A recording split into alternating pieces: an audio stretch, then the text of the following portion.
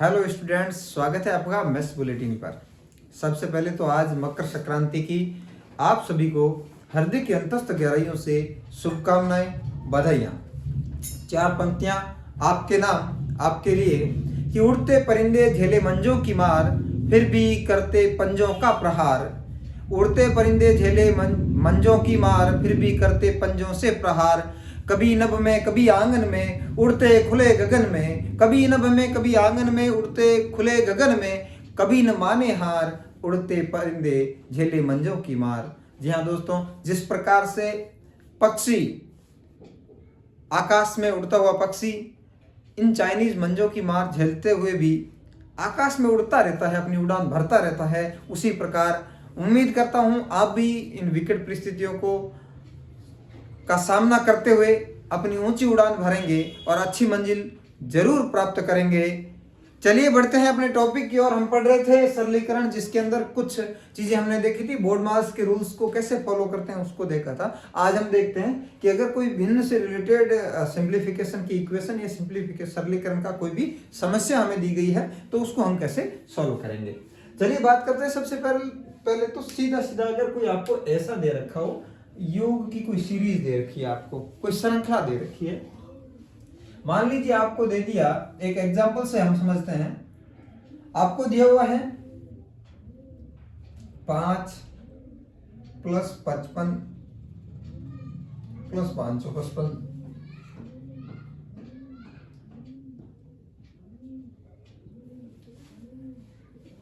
+ 5555 + 5 × 5 + 6 × 5। मान लीजिए इस प्रकार कोई इक्वेशन आपको दी गई है। इस इक्वेशन को, इस समस्या को आपको सॉल्व करने का पूछा गया कि इसका मान कितना होगा।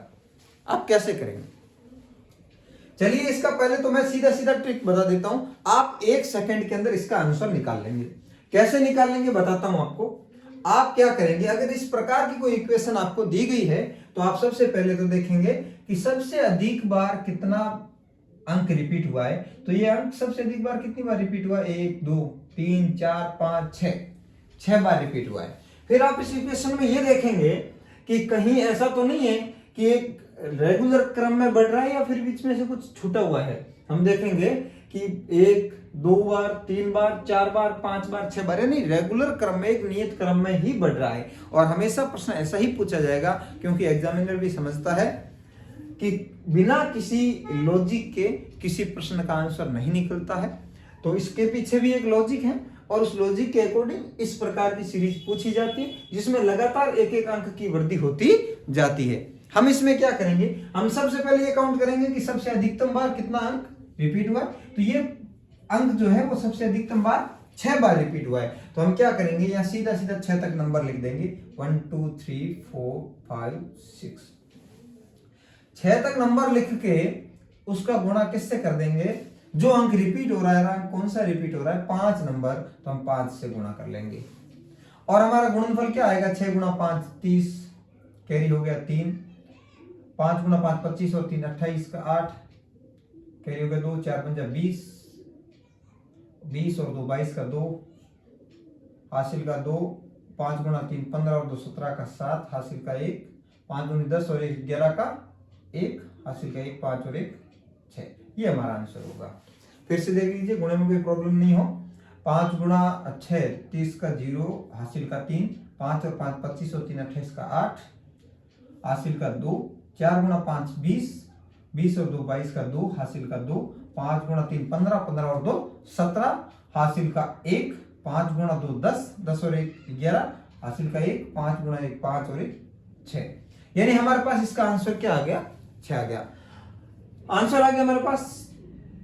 ये एक संख्या आ गई जब हम देखते हैं कि 6,17,280, ये हमारी संख्या आ गई। ठीक है, अब आंसर आया कैसे? आप एक बार इसको ध्यान से देख लीजिए। हमने सबसे पहले सीरीज को देखा कि हाँ एक ही अंक है जो बार बार रिपीट हो रहा है और हर बार एक अंक की बढ़ोतरी के साथ नई संख्या आ रही है। हमने देखा कि सबसे अधिकतम अंक कितने हैं? 6 अंक है। तो हमने यहाँ 1 से 6 तक नंबर लिख दी और उनका गुणा उस अंक से कर दिया जो अंक बार बार रिपीट हो रहा था। तो हमारा सब बार बार कौन सा डिजिट रिपीट हो रहा था, 5 डिजिट रिपीट हो रहा था, हमने 5 से गुणा कर लिया और हमारे पास जो आंसर आया वो एकदम करेक्ट आंसर है इन सब के योग का। ऐसा कैसे हुआ? तो सबसे पहले एक चीज समझ लीजिए, वो ये है कि गुणा क्या है। गुणा क्या है? जी हाँ दोस्तों, गुणा योग का सरलतम रूप है। योग का सरल रूप है। कैसे? योग का सरल रूप गुणा कैसे हुआ? अब मान लीजिए आपको एक ये कहा गया है अनाज की बोरियां हैं और आपके पास 58 अनाज की बोरी है। कितनी बोरियां हैं? 58 बोरियां हैं और प्रत्येक बोरी के अंदर मान लीजिए आपको 70 केजी अनाज भरा हुआ है। 58 बोरियां हैं और प्रत्येक बोरी के अंदर 70 केजी अनाज भरा हुआ है। 70 किलोग्राम अनाज प्रत्येक बोरी में भरा हुआ है। आपको किसी ने पूछ लिया कि कुल कितना अनाज है आपके पास, आप क्या करेंगे? सबसे पहला तरीका तो यह कहता है कि एक बोरी में, प्रत्येक बोरी में 70 किलो अनाज है, यानी कि 70 को 58 बार जोड़ दो, क्योंकि कितनी बोरियां हैं? 58। मान लीजिए ये पहली बोरी हो गई आपकी, ये आपकी दूसरी बोरी हो गई, ये आपकी तीसरी बोरी, ऐसे करते करते ये आपकी 70वीं बोरी आ गई। एक तरीका तो ये कहता है कि इस बोरी में भी 70 केजी है, इस बोरी में भी 70 केजी है, इस बोरी में भी 70 केजी है, इस बोरी में भी 70 केजी है। तो आपको पूछा कि कुल अनाज कितना है, तो पहला तरीका तो यही होता है कि आप इस बोरी का अनाज प्लस इस बोरी का अनाज प्लस इस बोरी का अनाज, ऐसे करते करते 70 बोरियों का अनाज अगर 58 बोरियों का अनाज अगर आप जोड़ लोगे कि इस बोरी में भी 70 किलो है, इस बोरी में भी 70 किलो है, ऐसे करते करते आप 58 बोरियों के अंदर सभी अनाज को जोड़ लोगे तो आपके पास कुल अनाज आ जाएगा। यानी कि पहली बोरी का अनाज 70 किलो प्लस दूसरी बोरी का अनाज 70 किलो प्लस तीसरी बोरी का अनाज 70 किलो, ऐसे करते करते अगर आप 58वीं बोरी जो है उसका अनाज जोड़ लेंगे तो सभी बोरियों का अनाज आप जोड़ लेंगे, तब आपके पास कुल अनाज आ जाएगा। क्या आ जाएगा? कुल अनाज। चलिए, पहला तरीका ये हुआ। दूसरा तरीका में आप क्या करोगे? आप इस तरीके का इस्तेमाल नहीं करोगे, तो आप किसका इस्तेमाल करोगे? आप सीधा 58 को 70 से गुणा कर दोगे और आपके पास आंसर आ जाएगा कि भाई कुल अनाज इतना होता है। आपको कुल अनाज का पूछते ही आप क्या करोगे? आप 58 गुणा 70 करोगे और बराबर में जो भी XYZ उत्तर आएगा आप बता दोगे। यानी कि जो गुणा है वो योग का सरलतम रूप हुआ। आप समझ के होंगे, क्योंकि हमने 70 को 58 बार जोड़ने की बजाय सीधा हमने क्या किया? 70 का गुणा 58 से कर दिया। ठीक है, तो गुणा जो है वो योग का सरलतम रूप है और इसी लॉजिक के पीछे हम क्या करते हैं? इस इक्वेशन को सॉल्व करते हैं। देखते हैं इस इक्वेशन के अंदर ये लॉजिक कैसे लगता है। आप मुझे बताओ, आप अगर इसको करते तो कैसे सॉल्व करते? सबसे पहले क्या लिखा हुआ है? 5 को लिख लिया, फिर कितना है? 2 बार है 5, फिर कितनी बार है? 3 बार है, फिर कितनी बार है? 4 बार, 5 बार, 6 बार। ठीक है, आप इन सबको जोड़ लेते, प्लस प्लस प्लस प्लस और प्लस, आप इन सबको जोड़ते। और जोड़ने के लिए यहां देखेंगे आप, यहां से हम योग कर रहे हैं तो ये 5 प्लस 5 प्लस 5, 3, 5 प्लस 5 प्लस 5, यानी 6 बार 5 को जोड़ा। ये देख लीजिए, 1 2 3 4 5 और 6। 5 को 6 बार जोड़ो या 6 को 5 से गुणा करो, बात वो की वो होनी है। मैंने अभी आपको बताया कि अगर आप 70 किलो को 58 बार जोड़ो, चाहे 58 का गुणा 70 से करो, उत्तर वही आना है। तो आप योग करने की बजाय आप यहाँ क्या कर सकते हैं? आप सीधा गुणा कर सकते हैं 6 गुणा 5, क्योंकि आपको 5 प्लस 5 प्लस 5 प्लस 5 प्लस 5 और प्लस 5 6 बार जोड़ने की बजाय आप सीधा ऐसा भी लिख सकते हैं 6 गुणा 5 बराबर 30। हमने यहां क्या किया, 6 गुणा 5 ही तो किया। दूसरे में आप देखेंगे कि 5 5 5 बार रिपीट हो रहा है, तो आप क्या करेंगे, 5 का गुणा, या तो 5 5 को 5 बार जोड़ो या फिर 5 का गुणा 5 से करो और क्या हो जाएगा 25। हमने यहां 5 का गुणा 5 से किया। अब यहां देख लीजिए आप कि 5 का गुणा 6 से करेंगे, 30 का 0 हासिल का 3 लगाएंगे और फिर हम क्या करेंगे, 5 को 5 बार जोड़ेंगे, यानी 5 का गुणा 5 बार किया, हो गया 25 और ये हासिल का 3 जुड़ेगा तो कितना हो जाएगा 28। फिर हासिल का कितना लगेगा 2। अब हमारे पास कितनी बार 5 है, 1 2 3 4। अब 5 को 4 बार जोड़ो, चाहे 5 को 4 बार जोड़ो या फिर 4 का गुणा 5 से करो। 5 5 5 4 बार जोड़ो या फिर 5 का गुणा 4 से कर दो, बात वही होनी है। तो हम क्या करेंगे, 4 बार जोड़ेंगे या 5 का गुणा 4 से करेंगे, 20 आ जाएगा। 20 और 2 कितना हो जाएगा 22। आप यहां देख लीजिए कि 4 का गुणा हमने 5 बार किया, 4 पंजे 20 और फिर हमारे पास यहां एक हासिल 2 था जो हमने लगाया और हमारे पास कितना आया था 22 आया था। फिर अब आगे देख लीजिए 22 का 2 हासिल का 2। अब हमारे पास 5 5 3 बार है, तो 5 और 5 10 और 5 15, या फिर 5 का गुणा 3 बार कर लीजिए तो भी कितना होता है 15। हासिल का 2 कितना हो जाएगा 17। आप यहां देख लीजिए ये हमारे पास 7 आया था, क्योंकि 5 3 15 और 2 हमने कितना किया था 17। फिर हमारे पास हासिल का 1 5 और 5 कितना हो जाएगा 10, तो हमने 5 गुणा 2 कितना किया था 10 और हासिल का 1 इसके साथ जुड़ के कितना हो गया था 11 हो गया था और हमने 11 का 1 हासिल का 1 5 और 1 कितने हो गए 6, जो हमारे पास 11। आप समझ गए होंगे कि ये जो योग है, योग एक जटिल रूप है जबकि गुणा उसका सरलतम रूप है। और इस चीज को आप यहां समझ सकते हैं पहाड़ों के रूप में। अगर आप किसी का पहाड़ा बोलते हैं, जैसे आप बोल दिया कि 9 दूनी 18, इसका मतलब यह हुआ कि आप जो है 9 9 को 2 बार जोड़ रहे हैं, यानी 9 9 को 2 बार जोड़ने की बजाय आपने सीधा 9 का 2 गुणा कर दिया। आप बोलते हो 9 गुणा 9 81, 9 के पहाड़े 9 9 में 81 बोलते हो। इसका मतलब 9 9 को 9 बार जोड़ने की बजाय आपने 9 का गुणा 9 से कर दिया और आपके पास सीधा आंसर 81 आ गया। ये सारे चीज जो है वो योग के सरलतम रूप हैं। अब यहां से आप समझ गए होंगे कि हम ऐसा क्यों करते हैं। तो आपको ये सारी बेजमारी याद रखने की कोई आवश्यकता नहीं है, ये तो बेसिक मेथड था जो मैंने आपको बताया था। आप सीधा यहां से किसी इक्वेशन को सॉल्व कर सकते हैं। जैसे एक एग्जांपल और लेते हैं जिससे आप अच्छे से समझ जाएंगे। उम्मीद कर रहा हूं आप सभी को समझ में आ रहा होगा।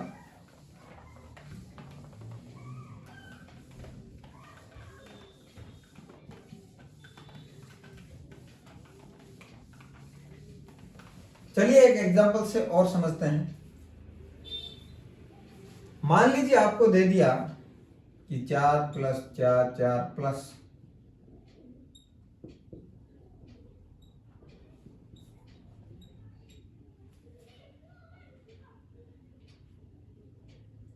और आपको पूछ लिया इनका योग क्या होगा। आप सबसे पहले देख लीजिए कि जो डिजिट रिपीट हो रहा है वो जो डिजिट रिपीट हो रहा है वह डिजिट अधिकतम कितने बार रिपीट हुआ है, तो वो डिजिट अधिकतम 5 बार रिपीट हुआ है। यानी आपको 5 तक नंबर लिख देने, 1 2 3 4 5, ठीक है, 5 तक नंबर लिख देने। फिर आपको क्या करना है, जो डिजिट रिपीट हो रहा है उसका गुणा कर लेना है।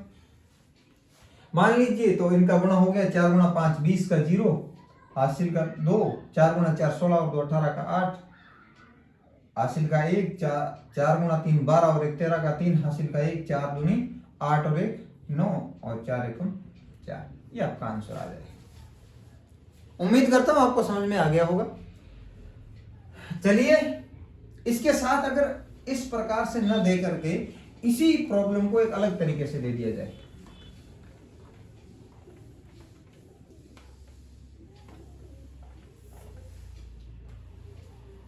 मान लीजिए आपको एक प्रॉब्लम दे दी कि 7 + 3/4 प्लस 77 प्लस 3/4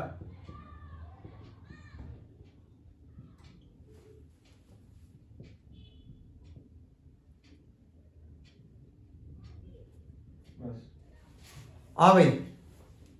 अब इस प्रकार की कोई इक्वेशन आपको पूछ ली है तो आप क्या करेंगे उसमें, मैंने आपको भिन्न पढ़ाते समय ये बताया था कि हमेशा हम पूर्णांकों का योग पूर्णांकों में करते हैं, भिन्न को पहले अलग ही रखते हैं, हमारा भिन्न से कोई लेना देना नहीं है।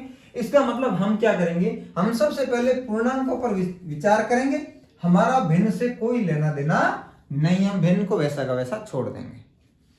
चलिए बात करते हैं पूर्णांकों में। तो जो डिजिट रिपीट हो रहा है वो डिजिट कौन है, 7 है। और कितनी बार मैक्सिमम रिपीट हुआ है, ये रिपीट हुआ है 4 बार, यानी हम 4 तक नंबर लिख देंगे 1 2 3 4। कौन सा डिजिट रिपीट हो रहा है, 7 नंबर, गुणा कर लेंगे, हमारे पास क्या आंसर आएगा, 7 चौक 28 का 8, हासिल का 2, 7 ते 21 और 2 23 का 3, हासिल का 2, 7 दूनी 14 और 16, हासिल का 1, 7 और 1 8, ये हमारे पास आंसर आया।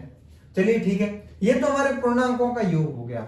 अब हम किसका योग करेंगे, अब हम भिन्नों का योग करेंगे। अब भिन्न कितनी बार है, आप देखेंगे कि प्रत्येक पूर्णांक के पीछे एक भिन्न दे रखी है और पूर्णांक मैक्सिमम कितनी बार रिपीट हुआ है, 4 बार, यानी हमारी भिन्न भी कितनी बार आई है, 4 बार। आप देख लीजिए 1 2 3 4 बार भिन्न आई। वैसे अगर ऐसा नहीं हो तो आप इस भिन्न को काउंट कर लेना, क्योंकि भिन्न में ऐसा जरूरी नहीं होता कि सबके पीछे आए एक सीक्वेंस में आए, ठीक है। तो आप भिन्न को काउंट कर लेना, ये 4 बार आई है। एक ही टाइप की भिन्न आप देखेंगे 3/4 3/4 3/4। अब 3/4 को 4 बार जोड़ूं या 3/4 का गुणा 4 से करूं, कोई फर्क नहीं पड़ेगा, क्योंकि मैंने आपको बताया था गुणा जो है वो योग का सरलतम रूप है। अर्थात मैं इसमें क्या करूंगा, 3/4 का गुणा किससे कर लूंगा, 4 से। तो 4 से 4 कट हो जाएगा, हमारे पास कितना हो जाएगा 3, इसका योग करेंगे इसके अंदर तो 8 और 3 11 का 1, हासिल का 1, 3 और 1 4, 8641 हमारा आंसर आ जाएगा। उम्मीद करता हूं आपको समझ में आ रहा होगा। चलिए इसके आगे यदि हमें इस प्रकार न देकर कोई भी संख्या डिजिट दशमलव में दे दे तब हम क्या करेंगे, चलिए उसी को समझने का प्रयास करते हैं।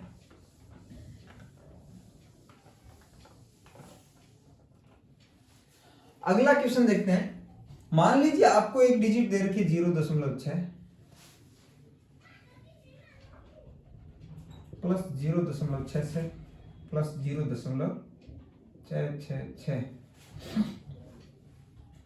प्लस 0.666 4 बार, और मान लीजिए अगला 0.6666 5 बार रिपीट हो रहा है। आपको पूछ लिया इसका मान कितना होगा। अब हमें क्या करना है, मैंने आपको क्या बताया था कि यदि पूर्णांक दिया हुआ है तो हमें क्या करना है, सबसे पहले जो नंबर जो डिजिट रिपीट हो रहा है देखना है कि वो सबसे अधिकतम बार कितनी बार रिपीट हुआ है। यहां हम देखते हैं कि ये जो 6 है वो 5 बार रिपीट हुआ है। कितनी बार रिपीट हुआ है, 5 बार। चलिए पहले हम क्या कर रहे थे, हम नंबर लिख रहे थे सीधा 1 2 3 4 5 जितना भी था वो लिख रहे थे, और जो डिजिट रिपीट हो रहा था, जो अंक रिपीट हो रहा था बार बार, जिस अंक की पुनरावृत्ति हो रही थी उसका हम गुणा कर रहे थे। लेकिन दशमलव आ जाए तो हम ऐसा नहीं करेंगे। मान लीजिए 0 इस प्रकार की अगर कोई संख्या दे रखी है तब हम ऐसा नहीं करेंगे। तो तब हम क्या करेंगे, तब हम उल्टा लिखेंगे नंबर्स को। जहां हम पहले लिख रहे थे 1 2 3 4 5, तो अब हमारा मैक्सिमम टाइम कितनी बार ये रिपीट हुआ है, 5 बार, है ना। 5 बार 6 6 6 रिपीट हुआ है। तो हम क्या करेंगे, 5 से लिखना शुरू करेंगे, 5 4 3 2 1। फिर हम क्या करेंगे, फिर हम गुणा कर देंगे जो डिजिट रिपीट हो रहा है 6, जो अंक रिपीट हो रहा है उसका गुणा कर लेंगे 6 से। चलिए अब इसको सॉल्व करते हैं। तो 6 गुणा 1 6, 6 गुणा 2 12 का 2 हासिल का 1, 6 गुणा 3 18 और 1 19 का 9 हासिल का 1, 6 चौक 24 और 1 25 का 5 हासिल का 2, 6 पंजे 30 और 2 32। अब आप मुझे बताएंगे कि डेसिमल के बाद अधिकतम कितनी संख्याएं हैं, दशमलव के बाद अधिकतम कितनी संख्याएं हैं। दशमलव के बाद अधिकतम 5 अंक है, तो हम 5 अंकों से पहले दशमलव लगा देंगे, 1 2 3 4 5, ये हमारा आंसर होगा। उम्मीद करता हूं बात समझ में आ रही होगी। आप फिर से देख लीजिए, अगर ऐसी कोई सीरीज आपको दे रखी है जिसके अंदर 0.6 प्लस 0.6 से प्लस 0.666 प्लस 0, इस प्रकार अगर कोई रिपीट हो रहा है, बार बार पुनरावृत्ति हो रही है, हर बार एक अंक बढ़ रहा है, ठीक है, और संख्या किस में दे रखी हो, दशमलव में दे रखी हो, तो हमें क्या करना होता है, तो हम जो है पहले 1 से लेकर जो नंबर लिखते थे, यहां हम उल्टा करते हैं, हम बड़ा अंक सबसे पहले लिखते हैं और छोटा अंक सबसे बाद में। अर्थात यहां देखेंगे कि सबसे अधिकतम बार कितनी बार रिपीट हुआ है, 5 बार, तो हम सबसे पहले 5 लिखेंगे, 5 4 3 2 1, फिर गुणा किसका करेंगे, जो अंक जो डिजिट बार बार रिपीट हो रहा है, 6 रिपीट हो रहा है तो 6 का गुणा कर लेंगे, हमारे पास जो गुणनफल आ गया। फिर हमें दशमलव कहां लगाना है, तो अब देखेंगे कि दशमलव के बाद अधिकतम कितने अंक है, 5, तो हम 5 अंकों से पहले दशमलव लगा देंगे, 5 अंकों से पहले क्या करेंगे, दशमलव लगा देंगे। उम्मीद करता हूं आपको बात समझ में आ गई होगी। चलिए, ये तो थे कुछ सीरीज के रिलेटेड क्वेश्चंस। अब हम बात करते हैं भिन्न से रिलेटेड, ये तो दशमलव से रिलेटेड थे, अब हम भिन्न से रिलेटेड बात कर रहे हैं।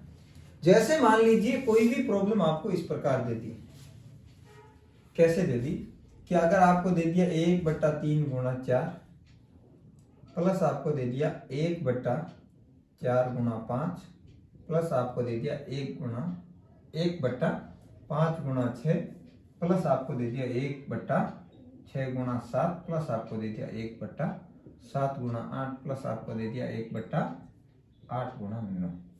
इसका सॉल्यूशन आपको पूछ लिया, अब आप क्या करेंगे। सबसे पहले तो मैं इसका आपको एक शॉर्टकट बता देता हूं, जिससे आप 1 सेकंड के अंदर आंसर कर लेंगे। आपको क्या करना है, एक भिन्न का निशान लगाना है, सबसे बड़ा अंक 9 है वो लिख देना है, माइनस सबसे छोटा अंक है उसको लिख देना है, और बट्टे में इन दोनों का गुणा कर लेना है। ये आपका आंसर होगा, यानी 9 में से 3 के पीछे बचेगा 6 बट्टा 9 गुणा 3 27, फिर ये 3 से कट जाएगा 2 बार, और ये कट जाएगा 9 बार, यानी कि 2/9 आपका आंसर होगा। ये कैसे हुआ इसका लॉजिक बताता हूं, उससे पहले आप ध्यान रखना, इसमें एक शर्त है। इसमें शर्त यह है कि ऊपर सबके 1-1-1 होना चाहिए, ऊपर सबके 1-1-1 होना चाहिए, या फिर 1 के अलावा अगर दूसरा कोई अंक आता है, मान लीजिए यहां 5 दे दिया, तो सबके ऊपर में 5 होना चाहिए, और सबके ऊपर में अगर 5 होगा तो आप इस पूरी भिन्न के गुणे में 5 लगा देंगे, यानी यहां गुणे में 5 लगा देंगे। तो आपको सबसे पहले तो यही ध्यान रखना है कि सबके ऊपर क्या होना चाहिए, 1 होना चाहिए। पहली शर्त हमारी क्या होनी चाहिए, पहली शर्त तो यह है, इस प्रकार की इक्वेशन के अंदर ऊपर जो अंश होता है वो सबका 1 होना चाहिए। अंश कितना होना चाहिए, 1 होना चाहिए, अंश सबका 1 होना चाहिए, और हर के अंदर लगातार 2 डिजिट होने चाहिए, जैसे 3 गुणा 4, फिर अगला जो डिजिट होता है वो हमेशा रिपीटिव होना चाहिए। जैसे 3 गुणा 4, तो यहाँ 5 गुणा 4 लिख दिया, कोई फर्क नहीं पड़ेगा, लेकिन यहाँ 3 गुणा 4 है तो यहाँ भी 4 आना चाहिए। फिर अगर यहाँ 4 गुणा 5 है तो यहाँ भी वापस 5 आना चाहिए। अगर इनका क्रम उल्टा सीधा कर दे उससे कोई फर्क नहीं पड़ता है, क्योंकि गुणे में चाहे पहले लिखो चाहे बाद में लिखो उससे कोई फर्क नहीं पड़ता। दूसरी चीज ध्यान रखना कि जो हर में दो डिजिट का गुणा हो रहा है, उस गुणे के अंदर अंतर 1 का होना चाहिए। उस गुणे में अंतर किसका होना चाहिए, गुणे में अंतर 1 का होना चाहिए, और लगातार क्रम में होना चाहिए। जैसे मान लीजिए यहाँ 3 गुणा 4, फिर 4 रिपीट हो रहा है, 4 गुणा 5, फिर 5 रिपीट हो रहा है, 5 गुणा 6, फिर 6 रिपीट हो रहा है, 6 गुणा 7, फिर 7 रिपीट हो रहा है, 7 गुणा 8, फिर 8 रिपीट हो रहा है, 8 गुणा 9। यानी एक अंक तो रिपीट होना चाहिए, और प्रत्येक डिजिट के बीच में अंतर किसका होना चाहिए, 1 का होना चाहिए, और अंश में क्या होना चाहिए, 1। ठीक है। इस प्रकार की अगर इक्वेशन दी हुई हो आपको, तो आपको कुछ नहीं करना है, आपको कहीं भी दिमाग लगाने की आवश्यकता नहीं है। आप हर में देख लीजिए कि सबसे छोटा कौन सा है और सबसे बड़ा कौन सा है, दोनों का अंतर लिख लीजिए। सबसे छोटा 3 है, सबसे बड़ा 9 है, दोनों का अंतर 6 होता है और दोनों का गुणनफल 27 होता है। 6/27 आपका आंसर होगा, यानी कि 3 का भाग 6 में 2 बार, यानी 2/9 आपका आंसर होगा।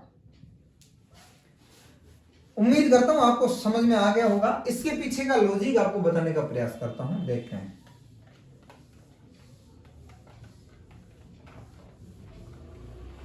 इसके पीछे लॉजिक क्या है?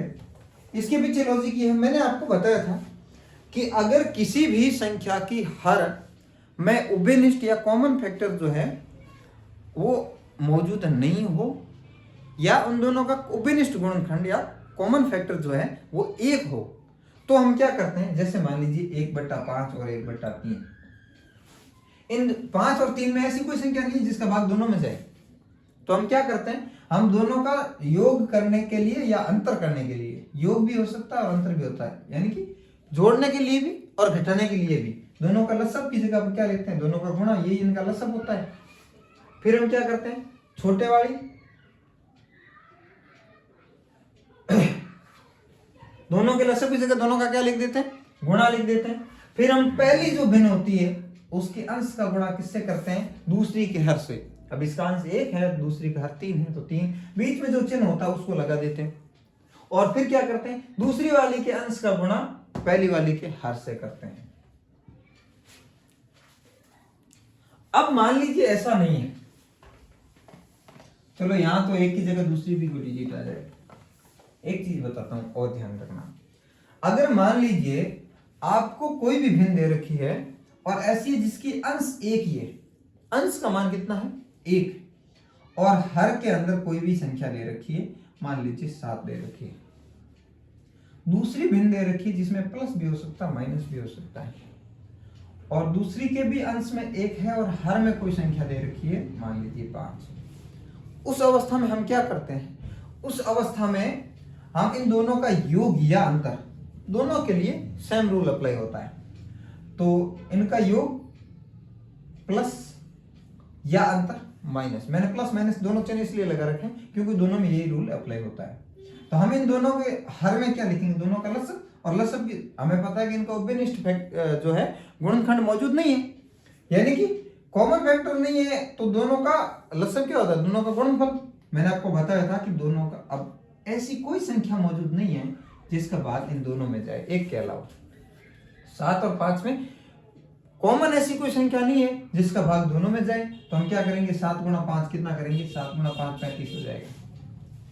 और अगर अंश में 1 हो तो हम क्या करते हैं, हम करते हैं पहली वाली का दूसरी वाली का हर पहले और पहली वाली का हर बाद में लिख देते हैं, बीच में जो चिन्ह होता है वो लगा देते हैं।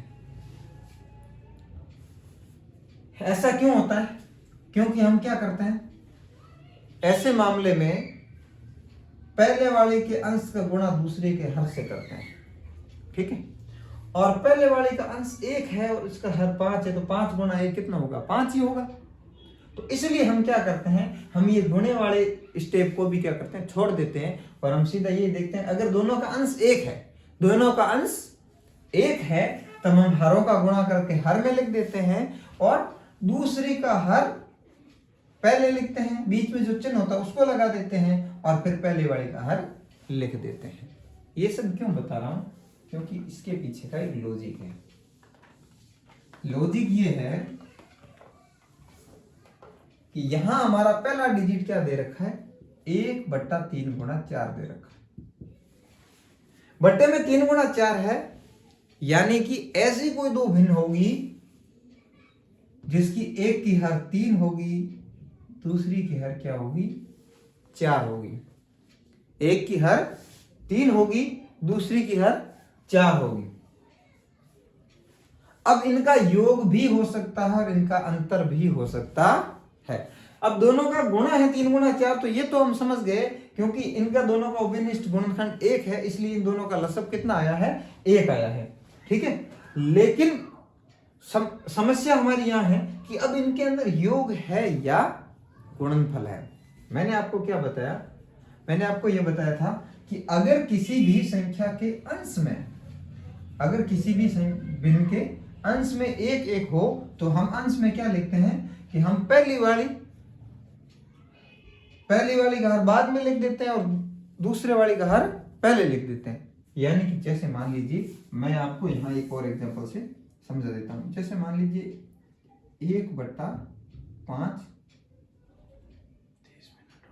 प्लस 1/6 हमने किया है, ठीक। तो हम इसमें क्या कर सकते हैं? मैंने आपको क्या कहा, ओबेलिस्ट गुणनखंड नहीं है तो दोनों का गुणा कर लेंगे, 5 गुणा 6। फिर हम क्या करेंगे, दूसरी का अंश लिखेंगे, सॉरी दूसरी का हर लिखेंगे। दूसरी का हर कितना है? 6। फिर बीच में जो चिन्ह है वो लगा देंगे, फिर पहली का हर लिखेंगे, ठीक है। अगर यहाँ माइनस का चिन्ह होता तो हम यहाँ माइनस का चिन्ह लगा देते, ठीक। अब हम यहां देख रहे हैं कि यहां हमारे ऊपर क्या दे रखा है? 1 दे रखा है, ठीक है।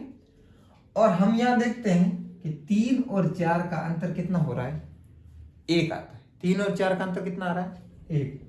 तो एक चीज तो हमें यहां समझ में आ गई कि यहाँ 3 और 4 का अंतर दे रखा है, और 3 और 4 का अंतर अगर 1 प्लस का दे रखा है तो 4 माइनस 3, 4 माइनस 3 कितना होता है? 1 होता है।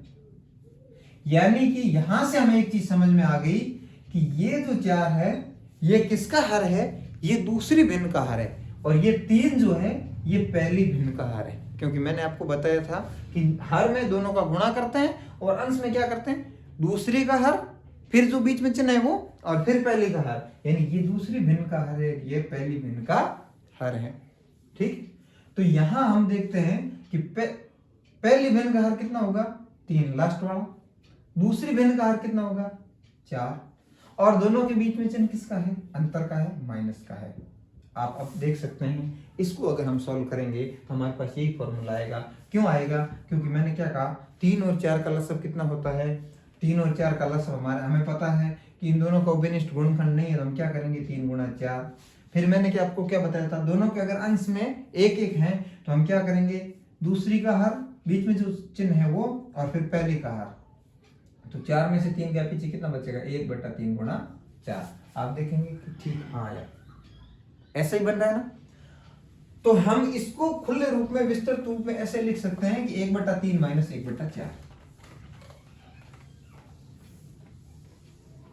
तो हम जो है इसको इस रूप में लिख सकते हैं 1/3 माइनस 1/4।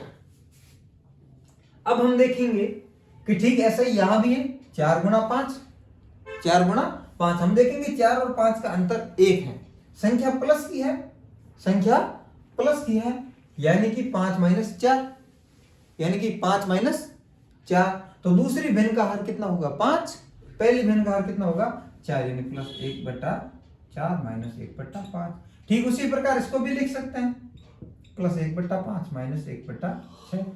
उसी प्रकार इसको भी लिख सकते हैं, plus 1/6 minus 1/7 plus 1/7 minus 1/8 plus 1/8 minus 1/9।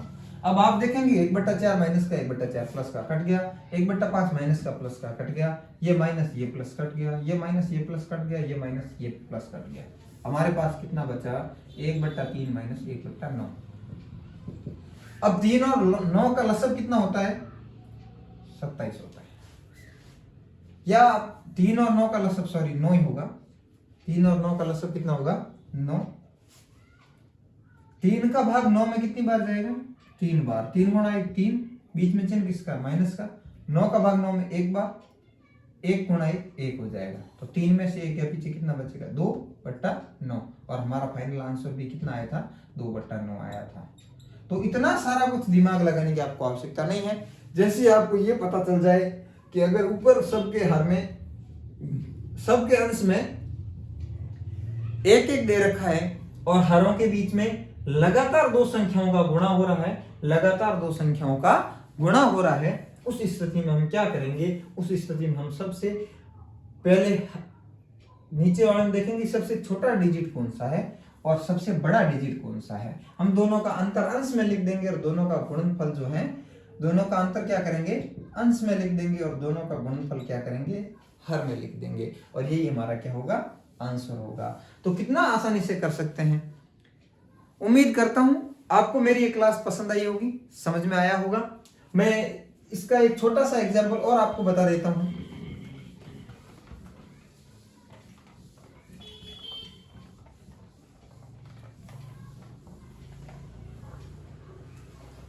मान लीजिए आपको एक क्वेश्चन दे रखा है 1/11 गुणा 12 प्लस 1/12 गुणा 13। मैंने क्या कहा, ये तो रिपीट होना चाहिए, अंतर दोनों के बीच में 1 का होना चाहिए, और अंश किसका, 1 का होना चाहिए। चलिए देखते हैं। तो 1/13 गुणा 14,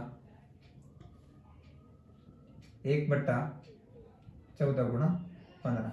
अब आपको ये पूछ लिया कि इसका सॉल्यूशन क्या होगा। मैंने आपको क्या बताया, मैंने आपको ये बताया कि सबसे पहले सबसे छोटी डिजिट और सबसे बड़ी डिजिट का अंतर कर दो। 11 और 15 का अंतर कितना होता है, 4, और 11 और 15 का गुणा कितना हो जाएगा, 165। 4/165 आपका आंसर हो जाएगा। उम्मीद करता हूं आपको ये सारी चीजें समझ में आ रही होगी। चलिए मिलते हैं कल, तब तक के लिए देखना ना भूले मैथ्स बुलेटिन।